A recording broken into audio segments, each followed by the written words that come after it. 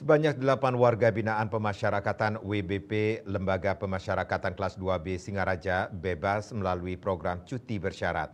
Pembebasan ini merupakan bagian dari upaya pemerintah untuk memberikan reintegrasi sosial setelah mereka menjalani hukuman dan menunjukkan komitmen untuk berubah menjadi pribadi yang lebih baik.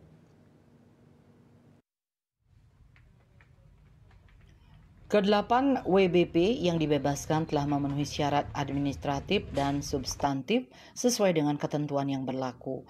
Kepala Seksi Bimbingan Narapidana dan Anak Didik dan Kegiatan Kerja, Wayan Riase menyampaikan jenis tindak pidana dari kedelapan WBP yang bebas berbeda-beda, dari 7 orang laki-laki dan 1 orang perempuan, dengan tindak pidana narkotika sebanyak 2 orang, pencurian 3 orang, penggelapan 1 orang, penganiayaan 1 orang, pelanggaran lalu lintas 1 orang.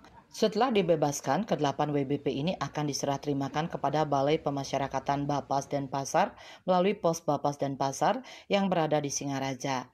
8 WBP ini wajib lapor diri setiap bulannya, tidak mengulangi tindakan yang melanggar hukum. Jika dalam pelaksanaan pembimbingan kembali melakukan pelanggaran hukum, maka hak integrasi yang bersangkutan akan dicabut dan kembali menjalani pidana di lapas.